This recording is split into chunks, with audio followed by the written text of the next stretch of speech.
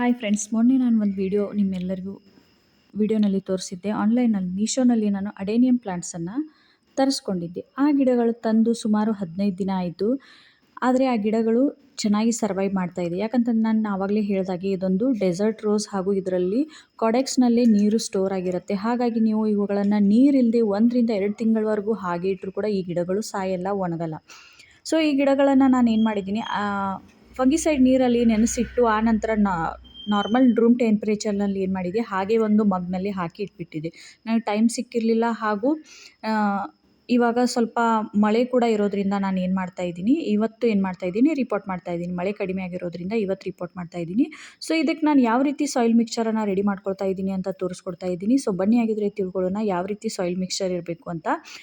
Normal garden soil ಜೊತೆ ನಾನಿಲ್ಲಿ ಕೆಲವೊಂದು ವಸ್ತುಗಳನ್ನು ತೊಗೊಂಡಿದ್ದೀನಿ. ಮೊದಲನೇದಾಗಿ ಸಿಂಡರ್ ಅಂತಂದರೆ ಇದು ಚಿಪ್ಪಿಂಗ್ ಇರುತ್ತಲ್ಲ ಮನೆಗೆಲ್ಲ. ಇವಾಗ ನಾವು ಮನೆ ಕಟ್ಟಬೇಕಾದ್ರೆ ಸಣ್ಣದಾಗಿರುವಂಥ ಒಂದು ಕಲ್ಲನ್ನು ತರಿಸ್ಕೊಂಡಿರ್ತೀವಿ, ಅದನ್ನು ಕೂಡ ನಾವು ಇಲ್ಲಿ ಬಳಸ್ಕೊಳ್ಬೋದು. ಆನಂತರ ಇಟ್ಟಿಗೆ ಇರುತ್ತಲ್ಲ, ಆ ಇಟ್ಟಿಗೆಯನ್ನು ನೀವು ಈ ರೀತಿ ಚಿಕ್ಕದಾಗಿ ಪೀಸ್ ಮಾಡಿಕೊಂಡು ತೊಗೊಳ್ಳಿ. ಮೂರನೇ ವಸ್ತು ಬಂದು ಮರಳು. ಈ ಜರಡಿ ಹಿಡ್ಕೊಂಡ ನಂತರ ಉಳಿಯುತ್ತಲ್ಲ ಕನ್ಸ್ಟ್ರಕ್ಷನ್ ಸ್ಯಾಂಡ್, ಅದರಲ್ಲಿ ಜರಡಿ ಹಿಡಿದು ಉಳಿದಿರುವಂಥ ದಪ್ಪನಾಗಿರುವಂಥ ಭಾಗವನ್ನು ತೊಗೊಳ್ಳಿ.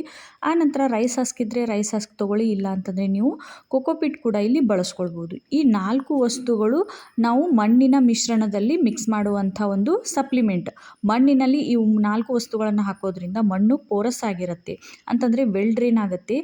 ಆಮೇಲೆ ಇಲ್ಲಿ 5ನೇ ವಸ್ತು, ನಾವು ಇದಕ್ಕೆ ನ್ಯೂಟ್ರಿಯೆಂಟ್ಸ್ ಕೊಡಬೇಕು ಅಂತ ಬಂದಾಗ ವರ್ಮಿ ಕಂಪೋಸ್ಟ್ ಅಥವಾ ನೀವು ಲೀಫ್ ಕಂಪೋಸ್ಟ್, ಕಿಚನ್ ಕಂಪೋಸ್ಟ್ ಯಾವುದಾದ್ರೂ ತೊಗೊಳ್ಬೋದು. ಆದರೆ ಚೆನ್ನಾಗಿ ಡಿಕಂಪೋಸ್ ಆಗಿರಬೇಕು. ಅದರಲ್ಲಿ ಯಾವುದೇ ರೀತಿಯ ದಪ್ಪನಾಗಿರುವಂಥ ಹಸಿ ಪಾರ್ಟ್ ಅದರಲ್ಲಿ ಇರಬಾರ್ದು. ಚೆನ್ನಾಗಿ ಅದು ಡಿಕಂಪೋಸ್ ಆಗಿರಬೇಕು.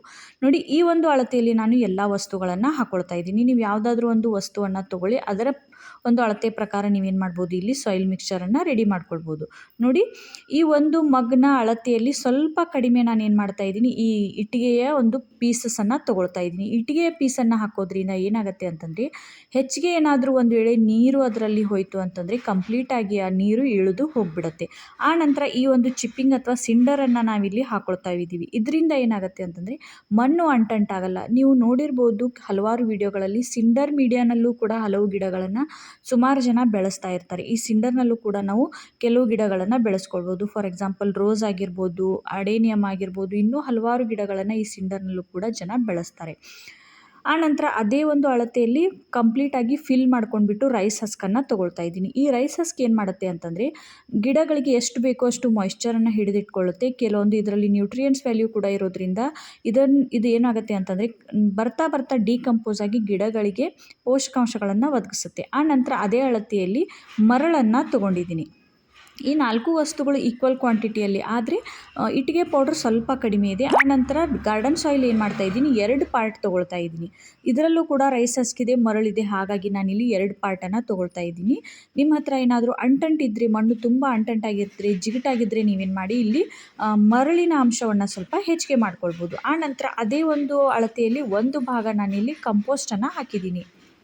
ನೀವು ಈ ಚಳಿಗಾಲದಲ್ಲಿ ಏನಾದರೂ ರಿಪೋರ್ಟ್ ಮಾಡ್ತಾ ಇದ್ದರೆ ಕಂಪೋಸ್ಟನ್ನು ಹೆಚ್ಚಿಗೆ ಹಾಕುವಂಥ ಅವಶ್ಯಕತೆ ಇಲ್ಲ. ಯಾಕಂತಂದರೆ ಇವಾಗ ಏನಾಗುತ್ತೆ ಅಂತಂದರೆ ಅಡೇನಿಯಮ್ ಸ್ವಲ್ಪ ಡಾರ್ಮೆನ್ಸಿಗೆ ಹೋಗುತ್ತೆ. ಆನಂತರ ಒಂದು 4 ಚಮಚದಷ್ಟು, ಒಂದು 3.5-4 ಚಮಚದಷ್ಟು ಬೂದಿಯನ್ನು ತೊಗೊಳ್ತಾ ಇದ್ದೀನಿ. ಕಟ್ಟಿಗೆಯಿಂದ ಮಾಡಿರುವಂಥ ಬೂದಿ ಆಗಿರ್ಬೋದು, ಅಥವಾ ಈ ಸಗಣಿ ಬೆರಣಿಯಿಂದ ಮಾಡಿರುವಂಥ ಬೂದಿ ಕೂಡ ಆಗಿರ್ಬೋದು. ಇದರಲ್ಲಿ ಫಾಸ್ಫರಸ್, ಪೊಟ್ಯಾಷಿಯಮ್ ಹಾಗೂ ಕ್ಯಾಲ್ಶಿಯಂ ಅಂಶ ಇರೋದ್ರ ಜೊತೆಗೆ ಇದು ಆ್ಯಂಟಿಫಂಗಲ್, ಆ್ಯಂಟಿಬ್ಯಾಕ್ಟೀರಿಯಲ್ ಪ್ರಾಪರ್ಟೀಸನ್ನು ಒಳಗೊಂಡಿದೆ. ಹಾಗಾಗಿ ಇದನ್ನು ನಾವು ಇದರಲ್ಲಿ ಆ್ಯಡ್ ಮಾಡ್ಕೊಳ್ಬೋದು. ಆನಂತರ 1.5 ಮುಷ್ಟಿಯಷ್ಟು ಬೇವಿನ ಹಿಂಡಿಯನ್ನು ಕೂಡ ಹಾಕ್ತಾಯಿದ್ದೀನಿ. ಇದನ್ನು ಹಾಕೋದ್ರಿಂದ ಗಿಡಗಳಲ್ಲಿ ನಿಮಟೋಡ್ಸ್ ಅಂತಂದರೆ ಬೇರುಗಳಲ್ಲಿ ಗಂಟಾಗುತ್ತೆ, ಅದಾಗಲ್ಲ.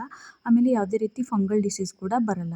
ಜೊತೆಗೆ ಲೈಟಾಗಿ ನಾನಿಲ್ಲಿ ಮೈಕ್ರೋ ನ್ಯೂಟ್ರಿಯೆಂಟ್ಸ್ ಅಂತಂದರೆ ಸೀವೀಡ್ ಹಾಗೂ ಹ್ಯೂಮಿಕ್ ಆ್ಯಸಿಡ್ ಗ್ರ್ಯಾನ್ಯುವಲ್ಸನ್ನು ಹಾಕ್ತಾಯಿದ್ದೀನಿ. ಈ ಗ್ರ್ಯಾನ್ಯುವಲ್ಸಲ್ಲಿ ಆ 2 ಕಂಟೆಂಟ್ ಇದೆ. ಆನಂತರ 1.5 ಚಮಚದಷ್ಟು ಫಂಗಿಸೈಡ್, ಇದು ಮಸ್ಟ್, ನೀವು ಹಾಕಲೇಬೇಕು. ಅಡೇನಿಯಮ್ ಹಾಗೂ ಯಾವುದೇ ರೀತಿಯ ಸಕ್ಯುಲೆಂಟ್ ಗಿಡಗಳನ್ನು ಬೆಳೆಸ್ತಾ ಇದ್ದರೆ ಈ ಫಂಗಿಸೈಡನ್ನು ನೀವು ಮಿಕ್ಸ್ ಮಾಡಿಕೊಳ್ಳಬೇಕು. ಆಮೇಲೆ ನಾನು ಆವಾಗಲೇ ಹೇಳಿರೋ ರೀತಿ ಇವಾಗ ಇದು ಡಾರ್ಮೆನ್ಸಿಗೆ ಒಳಗಾಗೋದ್ರಿಂದ ನೀವು ಯಾವುದೇ ರೀತಿಯ ಹೆಚ್ಚಿನ ಪೋಷಕಾಂಶಗಳನ್ನು ಅಥವಾ ನ್ಯೂಟ್ರಿಯೆಂಟ್ಸನ್ನು, ಫರ್ಟಿಲೈಸರ್ಸನ್ನು ಇದಕ್ಕೆ ಹಾಕಬೇಡಿ.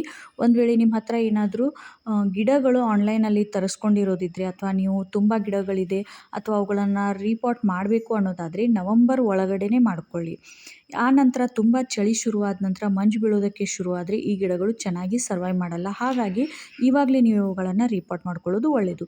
ನಾನಿಲ್ಲಿ ಒಂದು 3ರಿಂದ 4 ಇಂಚಿನ ಪಾಟನ್ನು ತೊಗೊಂಡಿದ್ದೀನಿ. ಆ ಪಾಟ್ನಲ್ಲಿ ಚೆನ್ನಾಗಿ ಡ್ರೈನೇಜ್ ಹೋಲ್ಸನ್ನು ಮಾಡ್ಕೊಳ್ಳಿ. ಯಾಕಂತಂದರೆ ಇದರಲ್ಲಿ ಒಂದು ವೇಳೆ ನೀರು ತುಂಬ ಸ್ಟೋರ್ ಆಯಿತು ಅಂತಂದರೆ ಇದರ ಒಂದು ಕಾಡೆಕ್ಸ್ ಏನಾಗುತ್ತೆ, ರಾಟ್ ಆಗುತ್ತೆ, ಕೊಳ್ತು ಹೋಗುತ್ತೆ. ಹಾಗಾಗಿ ಕೆಳಗಡೆ ನಾನು ಯಾವುದೇ ರೀತಿಯ ಕಾರ್ಡ್ಬೋರ್ಡ್ ಅಥವಾ ಇನ್ಯಾವುದೇ ವಸ್ತುಗಳನ್ನು ಡ್ರೈನೇಜ್ ಹೋಲನ್ನು ಕವರ್ ಮಾಡ್ಕೊಳ್ಳೋದಕ್ಕೆ ಬಳಸ್ತಾ ಇಲ್ಲ. ಇಲ್ಲಿ ನಾನು ಏನು ಮಾಡ್ತಾ ಇದ್ದೀನಿ, ಈ ಚಿಪ್ಪಿಂಗ್ ಅಂತಂದರೆ ಸಿಂಡರನ್ನೇ ಬಳಸ್ಕೊಳ್ತಾ ಇದ್ದೀನಿ. ಒಂದು ವೇಳೆ ಹೆಚ್ಚಿಗೆ ನೀರಾದರೂ ಕೂಡ ಕಂಪ್ಲೀಟಾಗಿ ಏನಾಗುತ್ತೆ, ಆ ಚಿಪ್ಪಿಂಗ್ ಮೂಲಕ ಅಂತಂದರೆ ಸಿಂಡರ್ ಮೂಲಕ ಹರಿದು ಹೋಗಿಬಿಡುತ್ತೆ. ಇದರಿಂದ ನಮ್ಮ ಗಿಡ ಏನಾಗುತ್ತೆ ಚೆನ್ನಾಗಿ ಸರ್ವೈವ್ ಮಾಡೋದಕ್ಕೆ ಇದು ಹೆಲ್ಪ್ ಮಾಡುತ್ತೆ. ಎಷ್ಟು ಬೇಕೋ ಅಷ್ಟು ಈ ಪಾಟ್ನಲ್ಲಿ ನಾನು ಮಣ್ಣನ್ನು ಫಿಲಪ್ ಮಾಡ್ಕೊಳ್ತಾ ಇದ್ದೀನಿ. ಇದಕ್ಕೆ ಯಾಕೆ ಚಿಕ್ಕ ಪಾಟ್ ಕೊಡ್ತಾ ಇದ್ದೀನಿ ಅಂತಂದರೆ ಈ ಅಡೇನಿಯಂ ಪ್ಲಾಂಟ್ಸ್ ಕೂಡ ಚಿಕ್ಕದಾಗಿದೆ, ಅಷ್ಟೊಂದೇನು ದೊಡ್ಡದಾಗಿಲ್ಲ. ಹಾಗಾಗಿ ಆ ಗಿಡದ ಸೈಜನ್ನು ನೋಡ್ಕೊಂಡ್ಬಿಟ್ಟು ನೀವೇನು ಮಾಡಬೇಕು, ಇಲ್ಲಿ ಪಾಟನ್ನು ಸೆಲೆಕ್ಟ್ ಮಾಡ್ಕೊಳ್ಳಿ. ನಿಮ್ಮ ಹತ್ರ ಏನಾದರೂ ದೊಡ್ಡ ಗಿಡ ಇದ್ದರೆ ಅದಕ್ಕೆ ತಕ್ಕಂತೆ ನೀವು ಗಿಡಗಳ ಆಕಾರಕ್ಕೆ, ಅದರ ಒಂದು ಏಜ್ಗೆ ತಕ್ಕಂತೆ ನೀವು ಪಾಟನ್ನು ಸೆಲೆಕ್ಟ್ ಮಾಡ್ಕೊಳ್ಬೋದು. ಆನಂತರ ಈ ಗಿಡದ ಒಂದು ಕಾಡೆಕ್ಸನ್ನು ನೋಡ್ಕೊಳ್ಳಿ. ತುಂಬ ಏನು ಡೀಪಾಗಿ ಒಳಗಡೆ ಹಾಕಬೇಡಿ. ಮಣ್ಣಿನಲ್ಲಿ ಏನು ಮಾಡಿ ಅಂತಂದರೆ ಜಸ್ಟ್ ಅದರ ರೂಟ್ಸ್ ಅಥವಾ ಈ ಒಂದು ಬಿಳಿ ಭಾಗ ಏನಿರುತ್ತಲ್ಲ ಅಷ್ಟು ಅದರ ಅರ್ಧ ಒಳಗಡೆ ಮಣ್ಣಿನಲ್ಲಿ ಮುಚ್ಕೊಂಡ್ರೂ ಸಾಕು, ಅಷ್ಟು ಸಫಿಸಿಯೆಂಟ್ ಆಗಿರುತ್ತೆ. ಕಂಪ್ಲೀಟಾಗಿ ಒಳಗಡೆ ಹಾಕಿದ್ರೂ ಕೂಡ ಈ ಅಡೇನಿಯಂ ಗಿಡ ಚೆನ್ನಾಗಿ ಸರ್ವೈವ್ ಮಾಡಲ್ಲ. ಹಾಗಾಗಿ ಒಂದು ಅರ್ಧ ಮೇಲ್ಗಡೆ ಈ ರೀತಿ ಒಂದು ಬಿಳಿ ಭಾಗ ಕಾಣೋ ರೀತಿ ನೀವೇನು ಮಾಡಿ, ಈ ಮಣ್ಣನ್ನು ಫಿಲಪ್ ಮಾಡ್ಕೊಂಡ್ಬಿಟ್ಟು ಗಿಡವನ್ನು ರೀಪಾಟ್ ಮಾಡ್ಕೊಳ್ಬೋದು. ಆನಂತರ ಈ ಎಷ್ಟು ವಸ್ತುಗಳನ್ನು ಹಾಕೋದಕ್ಕೆ ಕಾರಣ ಏನು ಅಂತಂದರೆ, ನೀವು ಈ ರೀತಿಯ ಒಂದು ಸಾಯಿಲ್ ಮಿಕ್ಸ್ಚರನ್ನು ರೆಡಿ ಮಾಡಿಕೊಂಡ್ರೆ ಮಳೆಗಾಲದಲ್ಲೂ ಕೂಡ ನಿಮ್ಮ ಒಂದು ಅಡೇನಿಯಂ ಪ್ಲಾಂಟ್ ಹಾಳಾಗಲ್ಲ. ಈ ಕಾರಣಕ್ಕಾಗಿ ನಾವು ಇಲ್ಲಿ ಏನು ಮಾಡ್ತಾ ಇದ್ದೀವಿ ಅಂತಂದರೆ, ಎಷ್ಟು ಸಾಧ್ಯನೋ ಅಷ್ಟು ದಪ್ಪನಾದಂಥ ವಸ್ತುಗಳನ್ನು ಇಲ್ಲಿ ಬಳಸ್ಕೊಳ್ತಾ ಇದ್ದೀವಿ. ಈ ಮರಳನ್ನು ಜರಡಿ ಹಿಡ್ಕೊಂಡ ನಂತರ ಉಳಿದಿರುವಂಥ ಪಾರ್ಟನ್ನು ಯಾಕೆ ಹಾಕ್ತಾ ಇದ್ದೀವಿ ಅಂತಂದರೆ, ಇದು ಮಣ್ಣನ್ನು ಹಗುರವಾಗಿರಿಸುತ್ತೆ. ಆನಂತರ ಗಾಳಿ ಅದರಲ್ಲಿ ಚೆನ್ನಾಗಿ ಆಡಬೇಕು. ಯಾಕಂತಂದರೆ ತುಂಬ ಅಂಟಂಟಾಗಿ ತುಂಬ ಗಟ್ಟಿಯಾಗಿ ಮಣ್ಣು ಇದರಲ್ಲಿ ಕಲೆಕ್ಟ್ ಆಯಿತು ಅಂತಂದರೆ ಅಡೇನಿಯಂ ಗಿಡ ಚೆನ್ನಾಗಿ ಬೆಳೆಯಲ್ಲ. ನಾವು ಮುಂದೆ ಬೇಸಿಗೆಯಲ್ಲಿ ಆಗಿರ್ಬೋದು, ಇನ್ಯಾವುದೋ ಇದರ ಒಂದು ಫ್ಲವರಿಂಗ್ ಸೀಸನ್ನಲ್ಲಿ ಇದಕ್ಕೆ ಫರ್ಟಿಲೈಸರ್ ಹಾಕಿದ್ರೂ ಕೂಡ ಆ ಗಿಡ ಚೆನ್ನಾಗಿ ಅದನ್ನು ಹೀರ್ಕೊಳ್ಳೋದಕ್ಕಾಗಿರ್ಬೋದು, ಅಬ್ಸಾರ್ವ್ ಮಾಡ್ಕೊಳ್ಳೋದಕ್ಕೆ ಕಷ್ಟ ಆಗುತ್ತೆ. ಹಾಗಾಗಿ ನೋಡಿ, ಈ ರೀತಿ ನಾನು ಆ ಒಂದು ಗಿಡದ ಎಷ್ಟು ಪ್ರಮಾಣ ಬೇಕೋ ಅಷ್ಟು ಮಣ್ಣನ್ನು ಚೆನ್ನಾಗಿ ಇದರಲ್ಲಿ ಫಿಲ್ ಮಾಡ್ಕೊಳ್ತಾ ಇದ್ದೀನಿ.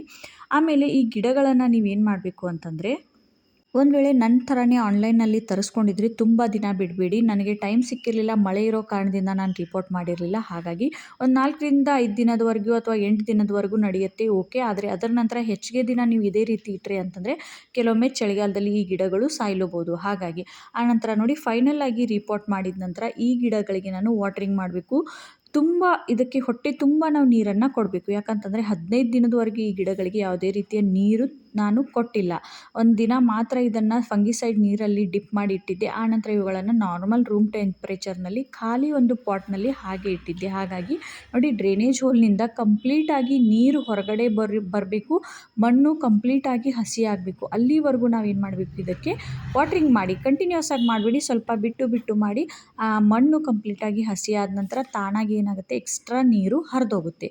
ಈ ಫಂಗಿಸೈಡ್ ನೀರು ಹಾಕುವಂಥ ಮುಖ್ಯ ಉದ್ದೇಶ ಏನು ಅಂತಂದರೆ, ನಾವು ಈ ಗಿಡಗಳನ್ನು ತುಂಬ ದಿನಗಳವರೆಗೆ ಹಾಗೆ ಇಟ್ಟಿದ್ವಿ. ಆನಂತರ ಇದು ತುಂಬ ದೂರದಿಂದ ನಮ್ಮ ಕಡೆ ಬಂದಿರೋದ್ರಿಂದ ಕೆಲವೊಮ್ಮೆ ಫಂಗಲ್ ಡಿಸೀಸ್ ಅಥವಾ ರೂಟ್ನಲ್ಲಿ ಯಾವುದಾದ್ರೂ ಒಂದು ಡಿಸೀಸ್ ಅಥವಾ ರೋಗಗಳು ಬರಬಾರ್ದು, ಮುಂದೆ ಈ ಗಿಡ ಕೊಳಿಬಾರ್ದು, ರೂಟ್ ರಾಟ್ ಆಗಬಾರ್ದು ಅನ್ನೋ ಕಾರಣಕ್ಕೆ ನಾವೇನು ಮಾಡಬೇಕು, ಇದಕ್ಕೆ ಫಂಗಿಸೈಡ್ ನೀರನ್ನು ಕೊಡಲೇಬೇಕು. ಆಮೇಲೆ ಇದಕ್ಕೆ ಇವಾಗ ಚಳಿಗಾಲದಲ್ಲಿ ಯಾವುದೇ ರೀತಿಯ ನೀರನ್ನು ಸ್ಪ್ರೇ ಮಾಡೋದಕ್ಕೆ ಹೋಗಬೇಡಿ. ನೋಡಿ, ಇದರಲ್ಲಿರುವಂಥ ಎಲ್ಲ ಎಲೆಗಳು ಉದುರೋಗಿದೆ. ಆದರೆ ಈ ಗಿಡ ಏನಾಗುತ್ತೆ ಅಂತಂದರೆ ಮತ್ತೆ ಈ ಗಿಡ ಈ ವಾತಾವರಣಕ್ಕೆ, ಆ ಮಣ್ಣಿನಲ್ಲಿ ಸೆಟ್ ಆದ ನಂತರ ಮತ್ತೆ ಏನಾಗುತ್ತೆ, ಇದರಲ್ಲಿ ಚಿಗುರು ಖಂಡಿತ ಬರುತ್ತೆ. ಅದರ ಅಪ್ಡೇಟ್ ಕೂಡ ನಾನು ಮುಂದೆ ಬರುವಂಥ ವೀಡಿಯೋಗಳಲ್ಲಿ ನಿಮ್ಮ ಜೊತೆ ಶೇರ್ ಮಾಡ್ತೀನಿ. ನೋಡಿ, ಈ ರೀತಿ ಸ್ವಲ್ಪ ಬಿಟ್ಟು ಬಿಟ್ಟು ನೀರನ್ನು ಹಾಕಿ ಕಂಪ್ಲೀಟಾಗಿ ಮಣ್ಣು ಹಸಿಯಾದ ನಂತರ ಎಕ್ಸ್ಟ್ರಾ ನೀರು ಈ ರೀತಿ ಹರಿದೋಗಬೇಕು. ಆವಾಗಲೇ ನಿಮ್ಗೆ ಅರ್ಥ ಆಗುತ್ತೆ ನೀವು ರೆಡಿ ಮಾಡ್ಕೊಂಡಿರುವಂಥ ಮಣ್ಣು ಚೆನ್ನಾಗಿ ವೆಲ್ ಡ್ರೈನ್ ಆಗಿದೆ ಅಂತ.